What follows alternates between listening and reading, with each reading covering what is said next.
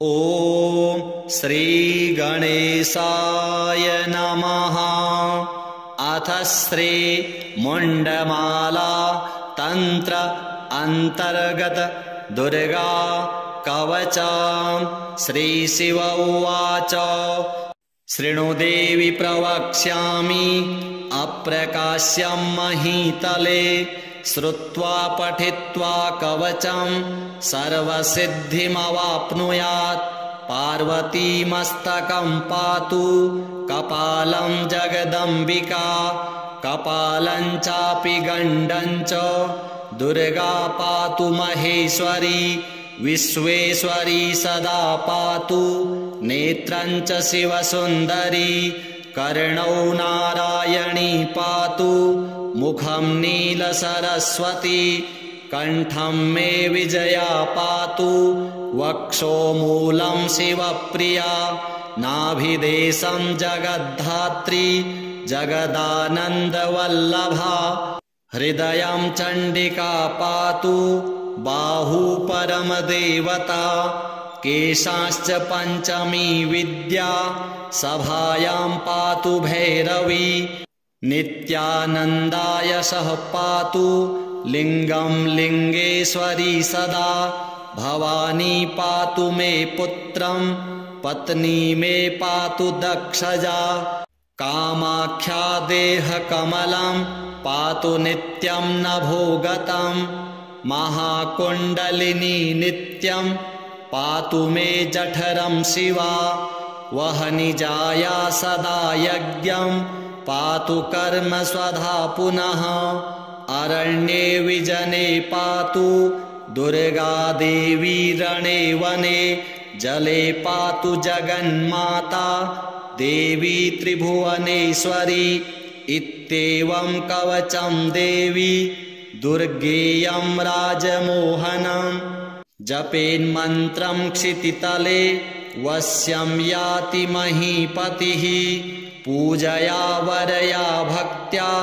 क्रियया च विना शिवे केवलं जपमात्रेण सिद्ध्यात्येव न संशयः या पृच्छा ते निगदिता कथिता वरवर्णिनी इदानीं देवदेवेशी किं भूयः श्रोतुमिच्छसि। श्रीदुर्गार्पणमस्तु। श्रीशिव उवाच शृणु देवि प्रवक्ष्यामि अप्रकाश्यं महीतले श्रुत्वा पठित्वा कवचं सर्वसिद्धिमवाप्नुयात्। पार्वतीमस्तकं पातु कपालं जगदम्बिका कपालं चापि गण्डं च दुर्गा पातु महेश्वरी विश्वेश्वरी सदा पातु नेत्रं च शिवसुन्दरी कर्णौ नारायणी पातु मुखं नीलसरस्वती कण्ठं मे विजया पातु वक्षोमूलं शिवप्रिया नाभिदेशं जगद्धात्री जगदानन्दवल्लभा हृदयं चण्डिका पातु बाहु परमदेवता केशाश्च पञ्चमी विद्या सभायां पातु भैरवी नित्यानन्दाय सह पातु लिङ्गं लिङ्गेश्वरी सदा भवानी पातु मे पुत्रं पत्नी मे पातु दक्षजा कामाख्या देहकमलं पातु नित्यं नभोगतं महाकुण्डलिनी नित्यं पातु मे जठरं शिवा वहनिजाया सदा यज्ञं पातु कर्म स्वधा पुनः अरण्ये विजने पातु दुर्गा देवी रणे वने जले पातु जगन्माता देवी त्रिभुवनेश्वरी इत्येवं कवचं देवी दुर्गेयं राजमोहनम् जपेन्मन्त्रं क्षितितले वश्यं याति महीपतिः पूजया वरया भक्त्या क्रियया च विना शिवे केवलं जपमात्रेण सिद्ध्यात्येव न संशयः। या पृच्छा ते निगदिता कथिता वरवर्णिनी इदानीं देवदेवेशि किं भूयः श्रोतुमिच्छसि। श्रीदुर्गार्पणमस्तु। श्रीशिव उवाच शृणु देवि प्रवक्ष्यामि अप्रकाश्यं महीतले श्रुत्वा पठित्वा कवचं सर्वसिद्धिमवाप्नुयात्। पार्वतीमस्तकं पातु कपालं जगदम्बिका कपालं चापि गण्डं च दुर्गा पातु महेश्वरी विश्वेश्वरी सदा पातु नेत्रं च शिवसुन्दरी कर्णौ नारायणी पातु मुखं नीलसरस्वती कण्ठं मे विजया पातु वक्षोमूलं शिवप्रिया नाभिदेशं जगद्धात्री जगदानन्दवल्लभा हृदयं चण्डिका पातु बाहु परमदेवता केशाश्च पञ्चमी विद्या सभायां पातु भैरवी नित्यानन्दाय सह पातु लिङ्गं लिङ्गेश्वरी सदा भवानी पातु मे पुत्रं पत्नी मे पातु दक्षजा कामाख्या देहकमलं पातु नित्यं नभोगतं महाकुण्डलिनी नित्यं पातु मे जठरं शिवा वह्निजाया सदा यज्ञं पातु कर्म स्वधा पुनः अरण्ये विजने पातु दुर्गा देवी रणे वने जले पातु जगन्माता देवी त्रिभुवनेश्वरी इत्येवं कवचं देवी दुर्गेयं राजमोहनं जपेन्मन्त्रं क्षितितले वश्यं याति महीपतिः पूजया वरया भक्त्या क्रियया च विना शिवे केवलं जपमात्रेण सिद्ध्यात्येव न संशयः। या पृच्छा ते निगदिता कथिता वरवर्णिनी इदानीं देवदेवेशि किं भूयः श्रोतुमिच्छसि। श्रीदुर्गार्पणमस्तु।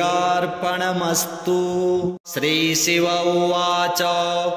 शृणु देवि प्रवक्ष्यामि अप्रकाश्यं महीतले श्रुत्वा पठित्वा कवचं सर्वसिद्धिमवाप्नुयात्। पार्वतीमस्तकं पातु कपालं जगदम्बिका कपालं चापि गण्डं च दुर्गा पातु महेश्वरी विश्वेश्वरी सदा पातु नेत्रं च शिवसुन्दरी कर्णौ नारायणी पातु मुखं नीलसरस्वती कण्ठं मे विजया पातु वक्षोमूलं शिवप्रिया नाभिदेशं जगद्धात्री जगदानन्दवल्लभा हृदयं चण्डिका पातु बाहु परमदेवता केशाश्च पञ्चमी विद्या सभायां पातु भैरवी नित्यानन्दाय सह पातु लिङ्गं लिङ्गेश्वरी सदा भवानी पातु मे पुत्रं पत्नी मे पातु दक्षजा कामाख्या देहकमलं पातु नित्यं नभोगतं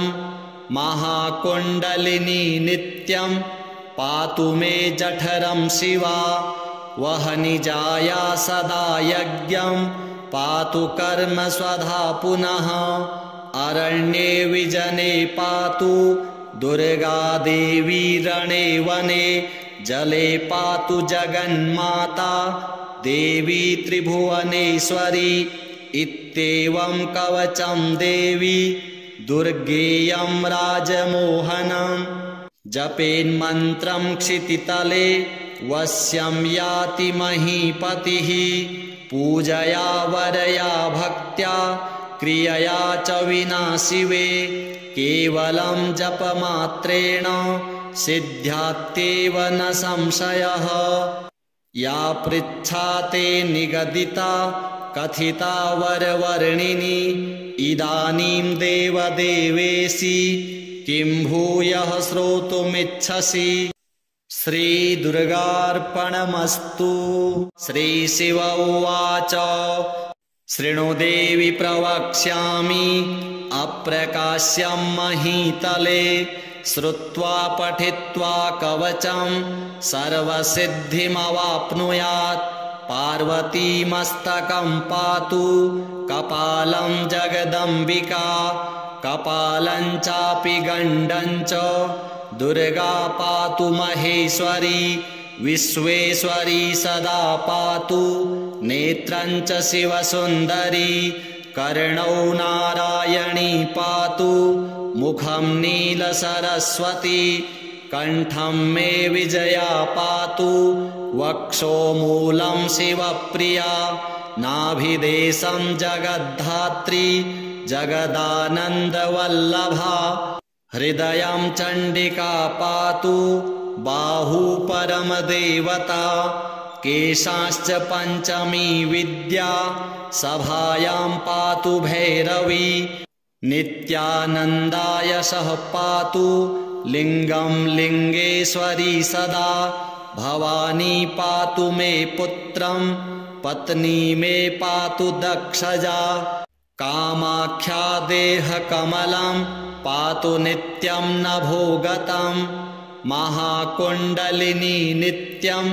पातु मे जठरं शिवा वह्निजाया सदा यज्ञं पातु कर्म स्वधा पुनः अरण्ये विजने पातु दुर्गा देवी रणे वने जले पातु जगन्माता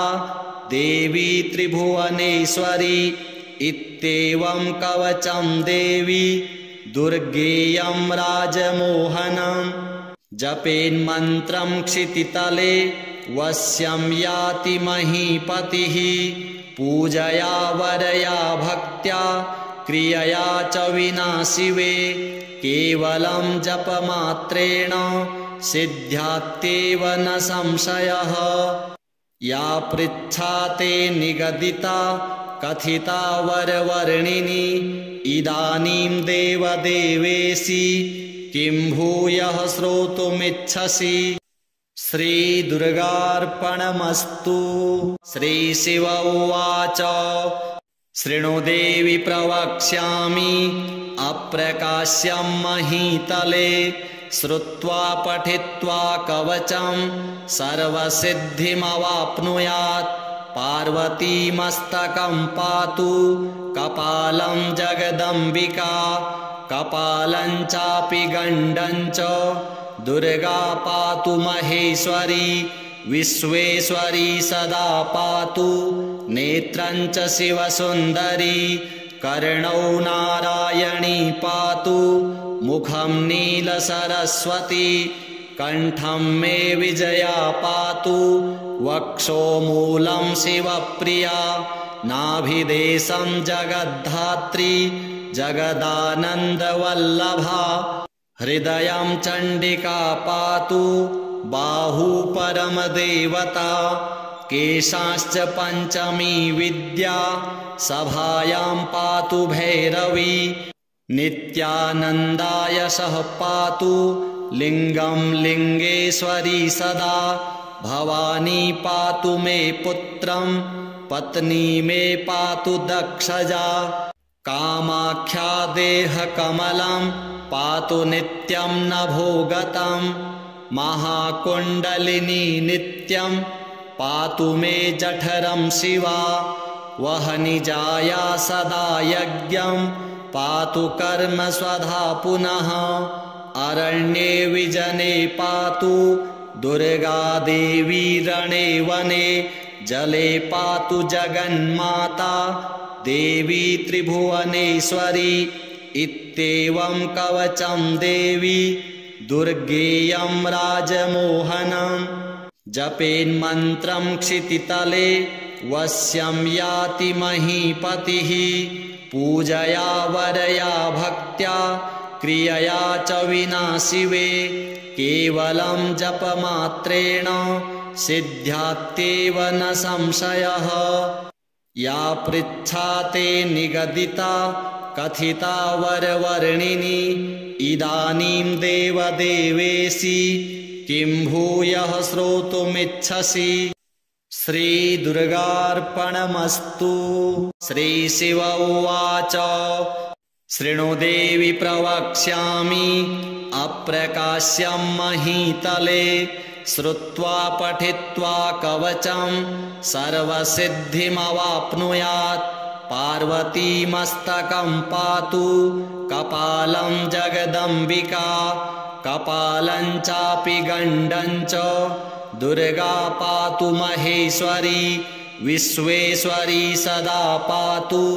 नेत्रं च शिवसुन्दरी कर्णौ नारायणी पातु मुखं नीलसरस्वती कंठं मे विजया पातु वक्षोमूलं शिवप्रिया नाभिदेशं जगद्धात्री जगदानन्दवल्लभा हृदयं चण्डिका पातु बाहु परमदेवता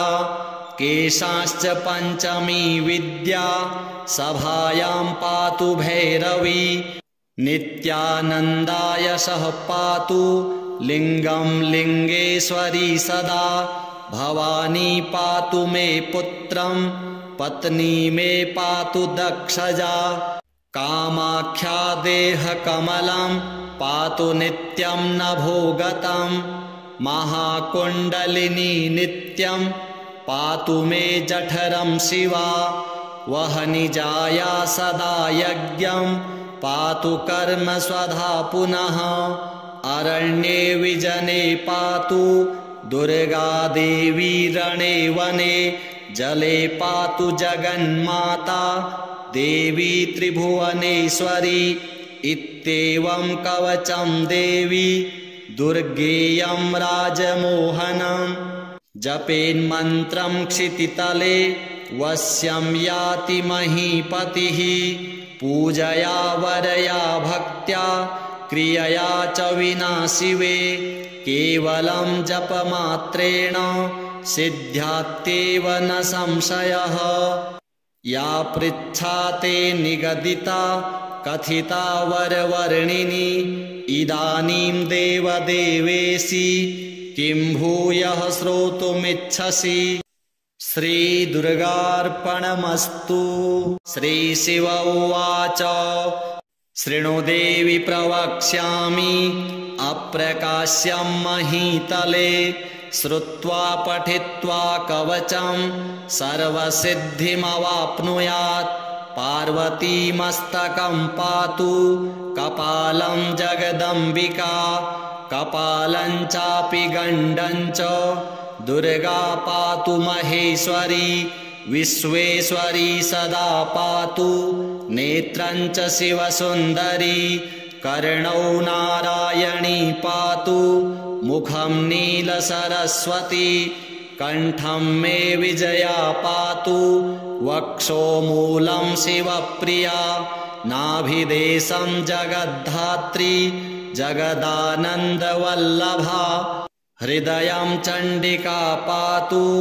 बाहु परमदेवता केशाश्च पञ्चमी विद्या सभायां पातु भैरवी नित्यानन्दाय सह पातु लिङ्गं लिङ्गेश्वरी सदा भवानी पातु मे पुत्रं पत्नी मे पातु दक्षजा कामाख्या देहकमलं पातु नित्यं नभोगतं महाकुण्डलिनी नित्यं पातु मे जठरं शिवा वहनिजाया सदा यज्ञं पातु कर्म स्वधा पुनः अरण्ये विजने पातु दुर्गा देवी रणे वने जले पातु जगन्माता देवी त्रिभुवनेश्वरी इत्येवं कवचं देवी दुर्गेयं राजमोहनं जपेन्मन्त्रं क्षितितले वश्यं याति महीपतिः पूजया वरया भक्त्या क्रियया च विना शिवे केवलं जपमात्रेण सिद्ध्यात्येव न संशयः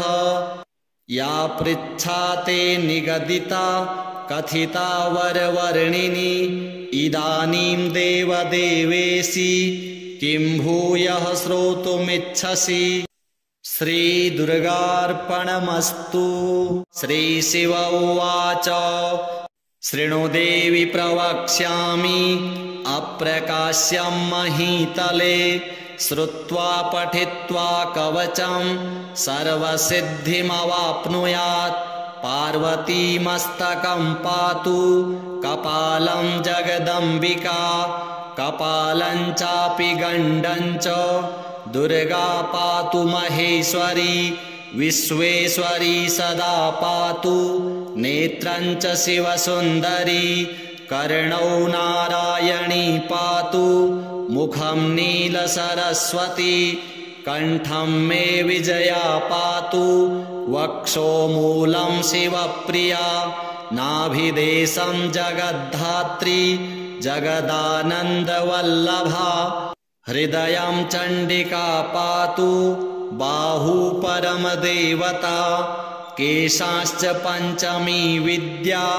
सभायां पातु भैरवी नित्यानन्दाय सह पातु लिंगं लिंगेश्वरी सदा भवानी पातु मे पुत्रं पत्नी मे पातु दक्षजा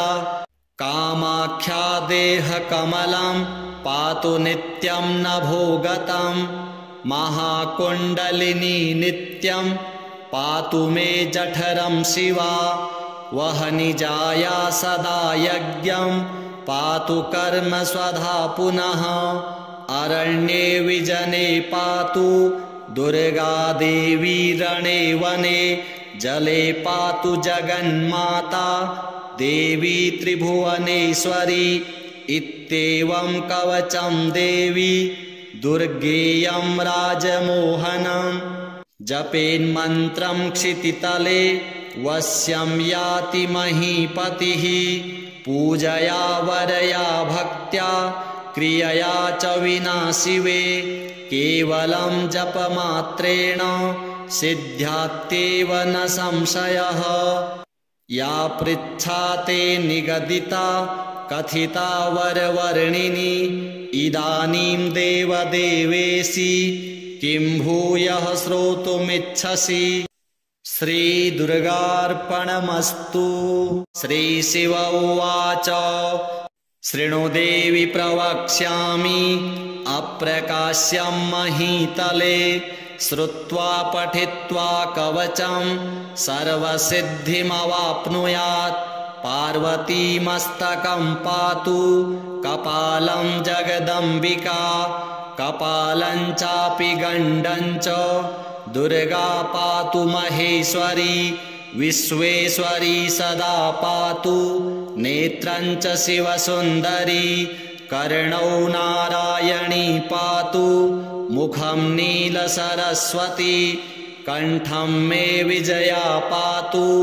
वक्षोमूलं शिवप्रिया नाभिदेशं जगद्धात्री जगदानन्दवल्लभा हृदयं चण्डिका पातु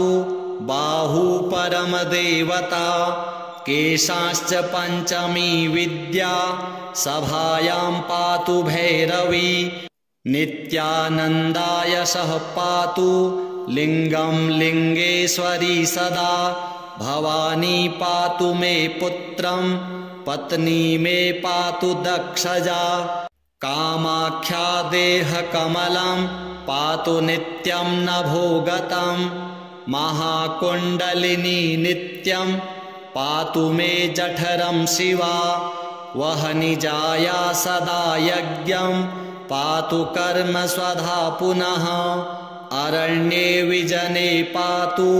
दुर्गा देवी रणे वने जले पातु जगन्माता देवी त्रिभुवनेश्वरी इत्येवं कवचं देवी दुर्गेयं राजमोहनम् जपेन्मन्त्रं क्षितितले वश्यं याति महीपतिः पूजया वरया भक्त्या क्रियया च विना शिवे केवलं जपमात्रेण सिद्ध्यात्येव न संशयः या पृच्छा ते निगदिता कथिता वरवर्णिनी इदानीं देवदेवेशी किं भूयः श्रोतुमिच्छसि। श्रीदुर्गार्पणमस्तु। श्रीशिव उवाच शृणु देवि प्रवक्ष्यामि अप्रकाश्यं महीतले श्रुत्वा पठित्वा कवचं सर्वसिद्धिमवाप्नुयात् पार्वती मस्तकं पातु कपालं जगदम्बिका कपालं चापि गण्डं च दुर्गा पातु महेश्वरी विश्वेश्वरी सदा पातु नेत्रं च शिवसुन्दरी कर्णौ नारायणी पातु मुखं नीलसरस्वती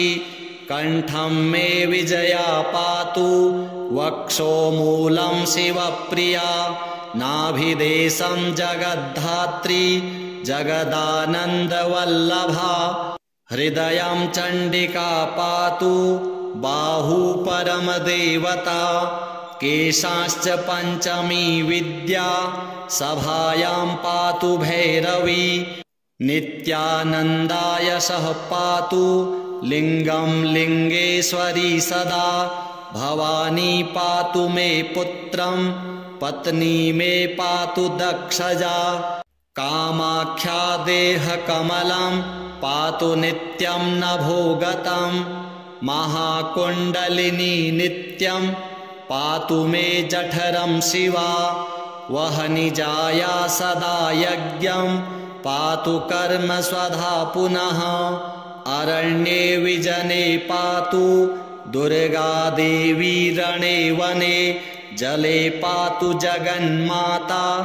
देवी त्रिभुवनेश्वरी इत्येवं कवचं देवी दुर्गेयं राजमोहनम् जपेन्मन्त्रं क्षितितले वश्यं याति महीपतिः पूजया वरया भक्त्या क्रियया च विना शिवे केवलं जपमात्रेण सिद्ध्यात्येव न संशयः या पृच्छा ते निगदिता कथिता वरवर्णिनी इदानीं देवदेवेशी किं भूयः श्रोतुमिच्छसि। श्रीदुर्गार्पणमस्तु।